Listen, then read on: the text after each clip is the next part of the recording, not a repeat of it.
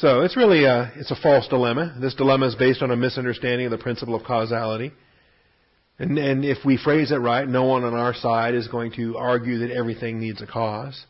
Just that finite things need a cause. Things that conditional things that begin, need a cause. An infinite being doesn't need a cause. A necessary being doesn't need a cause. It's necessary. It's only contingent beings, temporal beings, finite beings. Since the physical universe is finite, it does need a cause. Okay? And if they try to substitute an eternal universe that say, well, the universe is eternal, it doesn't need a cause. We know that the universe is not. How do we know the universe is not eternal? Thermodynamics. Thank you. That's right. The fact that we're running out of energy, right, is decreasing. So if the universe was eternal, what does that mean? We'd have run out of energy by now. Okay? And we actually would have never arrived at this point. We'd still be on our way here. If there's an infinite series of events on going backwards. Okay? But there's not an infinite series of events going backwards. There's a first event. And then a sequence of events since then that has brought us to this day. And then there's a future series of events that will again have boundaries established when God abolishes the dimension of time as we understand it. All right. Since the physical universe is finite, it does need a cause. It is finite. It has boundaries, it has design, it has beginning, it has duration. But not everything that's eternal needs a cause. God doesn't. Everything that has a beginning does need a cause. So if you allow the other side to frame the argument that way, that, well, everything needs a cause, stop. No. The uncaused doesn't. The eternal doesn't. The necessary being doesn't. It's only those things that begin to exist have an explanation for their existence. Okay? Objection 4. Slow me down if you have a question, or stop me. Otherwise, I'm just going to barrel like a locomotive and we'll get through all 25. All right? The universe as a whole does not need a cause. Only its parts do. Again, talk about weasel words. Really? And this is, and I suppose they have to sit around and justify their budget, right? And beg for their next endowment for their continued department existence.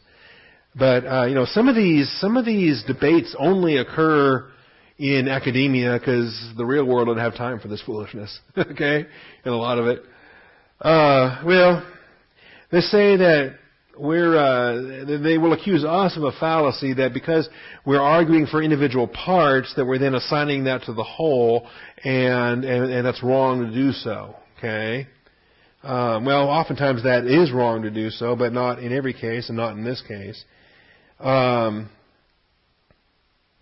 So some anti-theists claim that the universe as a whole needs no cause, only its parts do.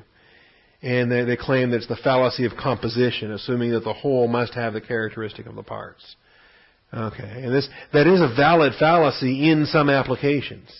That if you assign certain things to the parts and you just make the assumption that it's also applicable to the whole, you can be guilty there of that fallacy if it's a legitimate scope. But that's not always the case. In fact, there are some realms in which there's no practical difference between the parts and the totality, and this was given out in chapter 2 that's the case related to the universe and the things within it. Objection number 5. Chance can explain the origin of all things. And these are their gods. Time and chance, right? Time and chance. I mean, it worked for Darwin. Why not? It works for all these other mythologies. How about our theology while we're at it? Okay? If you've got an infinite amount of time, and even the improbable can happen eventually, so why couldn't a life-sustaining universe designed for human habitation, why couldn't it just accidentally happen at some point eventually? If you have enough time and if chance is causative, okay?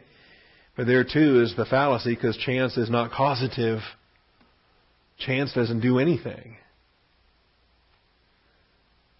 Following Hume, many appeal to chance as an explanation of the apparent design in the world.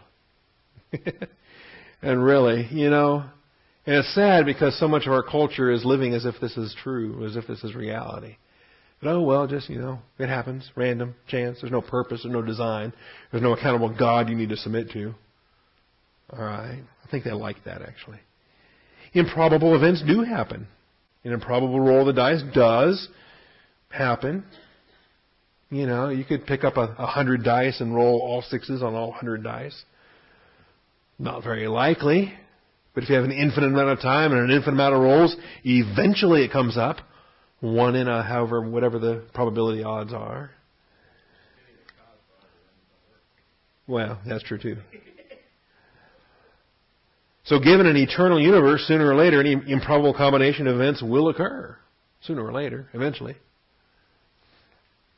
Well, first of all, we don't have an eternal universe, so that's out the window. And then other aspects there too. It's remarkable. So many of these come about, I like the way he puts this, insofar as it is directed at the need for an intelligent cause, this argument violates a fundamental law of thought. It's almost like they deliberately have to come to a conclusion that has no God in it. That's just a given. That's their overall goal. And so because of that, they have to remove any consideration that there's intelligence, there's design, there's purpose, there's any mind behind any of this. It's got to be just totally random, thoughtless, mindless. Okay, and so what do they have? They've got a thoughtless, mindless philosophy. If you can get them to admit it, good luck. Right? We're the ones that are rational. We're the ones that love the Lord our God with all our mind. We're the rational, reasonable ones. They're the ones that are thoughtless and mindless and random chance in time, right? They call us the fools. And so there it is. So it violates the fundamental law of thought. An effect cannot be greater than its cause.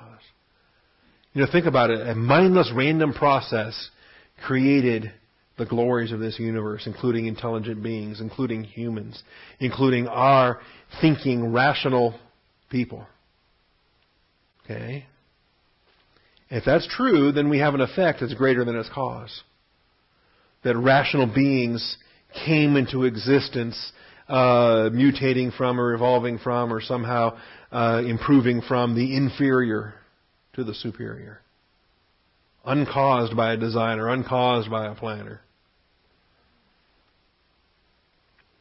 And if that really could happen, why is it not still happening? If a universe could pop into existence, why doesn't that happen all the time? Why don't we have a new one today? All right.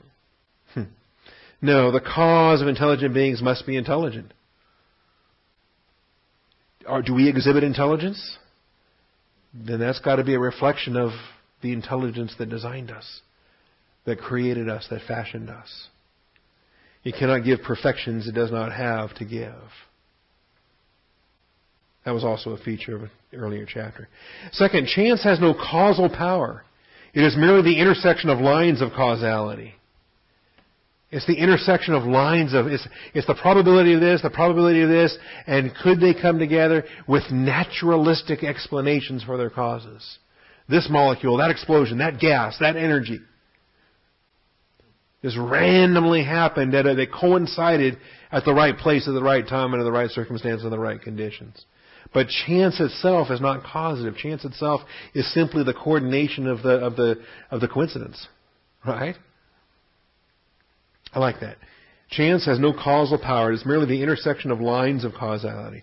There are natural causes and intelligent causes, but there are no chance causes.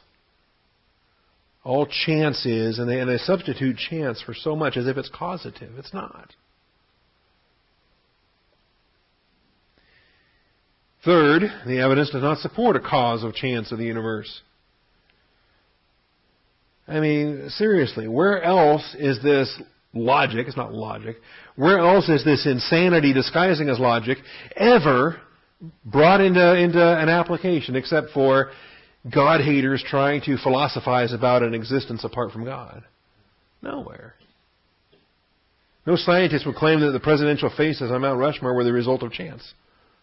Right? You're walking down the street and you see an iPod laying there. Oh, that must have evolved. Oh, that must have spontaneously just appeared by random chance of molecules over billions of years. No, I think somebody dropped it. Right? I suspect that's somebody's iPod that they're probably looking for right now. Because it bears all the evidence and all of the indicators of design, of craftsmanship. Every building has a builder. Goodness. This, by the way, I like his example of DNA. There is more information in DNA, the simplest form of life. It's not just random bits of data. It's code. It's language. It's intelligence.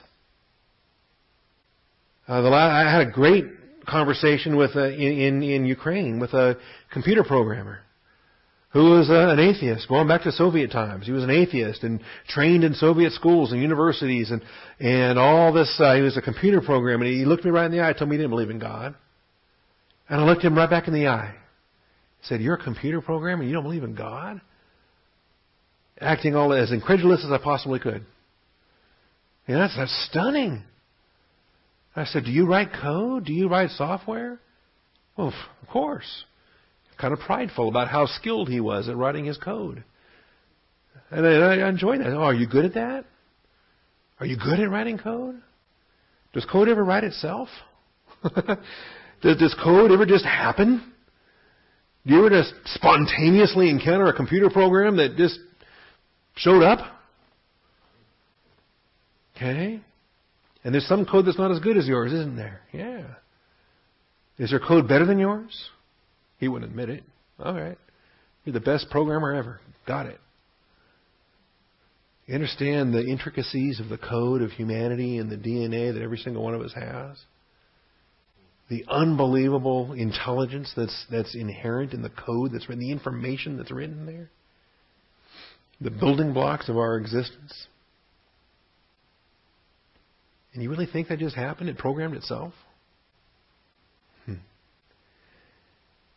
So, there's more information in DNA, the simplest form of life, than in either the skeptic's words or Mount Rushmore. Only an intelligent creator is adequate to account for this vast complexity of information in the code of life. Somebody had to have programmed that. There was a programmer that authored that. And the agnostic would not agree that the very words he used to express his view, this is that internal self-contradiction. When he tries to talk you into believing his point of view, the very words he used to express his view were purely chance product, rather than an expression of an intelligent being. Even their argumentation, trying to convince me of their atheism, is the product of a mind that's trying to communicate the message that mind wants to communicate. Now, it's a stupid mind, so it's a stupid message, but it's still the product of a mind communicating a message. Okay?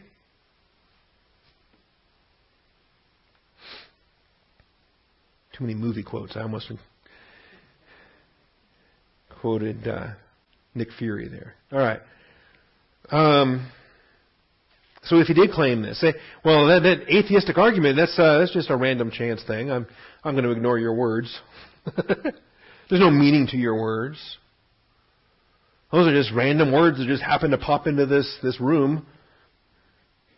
All right. So if he claimed this and his words have no meaning, and hence no truth value to refute theism. But wait a minute, you're telling me that your message has a truth value? Your message is designed to communicate, designed by a communicator? Thank you for admitting that. Information is designed to communicate. And it's designed by the one that's communicating it.